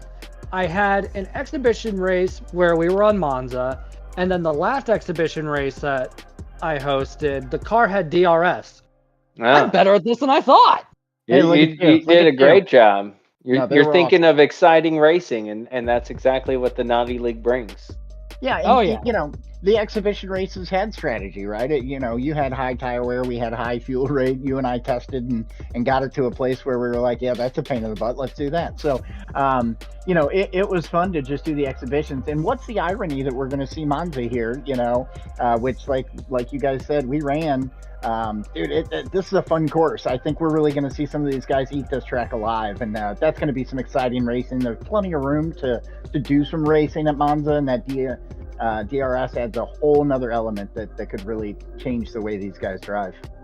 Oh yeah, and I should also remind everybody that there's no ghosting and heavy damage. So turn one, lap one. Driving carefully is an understatement. Yeah, don't be that guy or gal or non-binary individual. Just don't be that driver. Yep. just don't. No missiles incoming, please. Yeah, get on those brakes early. Be ready. Everybody's got to slow down for that first turn. Everybody has to. You're not the exception in this case. Oh, without a doubt. I think now's an awesome time to thank everybody that made donations for us. Like, big shout out to the audiences out there. Another shout out to the folks at Hankies for watching. Thanks for sticking with us. You know, share this with your friends and family. This is really exciting racing. Man, I cannot wait for week 2 now. I get excited for every little race, and man, it's the little things, and this is one of them for me. Oh, without a doubt. I'm definitely excited to see how our first elimination race plays out. And I do want to add on to your point of like spreading the word. We can't do this league without you guys. So and we want this league to be up there, like way up there. This we would all love to see this be one of the premier leagues for Gran Turismo, and just any little contribution, telling your friends, family, lovers, local taverns about this definitely will go a very long way. Gentlemen, is there any final thoughts before we bid these lovely people adieu? I'm so pleased with what we saw tonight. Really excited to see what the splits turn out to look like, because that's going to be another thing. Who's racing against who? What kind of rivalries are we going to see within these splits? Oh yeah, it's going to be really good to see. Looking forward to it. Yeah, these guys are going to bring their A game. I mean, I already saw people that are starting practice lobbies. You know, they do not waste any time. They're on it. They're in the practice lobbies, like as of right now, trying to figure out what they're going to do in Monza with this car and what their strategy is going to be. And, you know, we're talking about a group of really dedicated drivers here that put in a lot of time to be as good as they are. So we're going to see some high quality, high end racing. And speaking of the splits, if my memory serves me right, those with 5 points also get first dibs in a sense on what splits they drive in. Yes. So they could choose to just get race 1 out of the way now, or get race 1 out of the way, you know, before everybody else, so they can go and watch.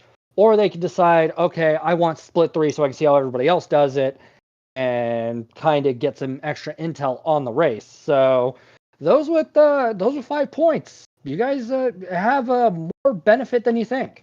Yeah, you know, to that point, I could see somebody like Hawko wanting to run in the last race because he doesn't want to give away all his little tips and tricks, right? So, and that's not a bad strategy either. Like, hey, you know, if you didn't practice with me and you're not seeing what I'm doing, which, you know, ironically, he's very open, you know, join his lobby. And, you know, every time I've been in there, he's helpful to all the drivers. So, you know, if you see him with the lobby open, be sure to join in there and see if you can pick something up from him. Absolutely. But, hang on. Seems we've got a new channel member. What? So, welcome, Raymond Koterba. I believe that's how you pronounce your surname. If that's not, my apologies. But welcome. It's very lovely to have you. Oh, you do? Sweet. I do. Yeah. Yep, that's friend of Fredbird's. He's a longtime family friend. So welcome to the channel, Ray. Welcome to the channel. But enough of us talking. I guess it's time we close this thing out. So thank you all so very much for tuning in. It's been wonderful having you. Thank you all so very much for your support. A very special thank you to those at Hanky's Tavern for tuning in. We hope to see you guys next week. And thank you all so very much for spending your Friday evening with us. Bye-bye. Toon, TCase, great job tonight, guys. Thank you. Yes, thank you. Oh,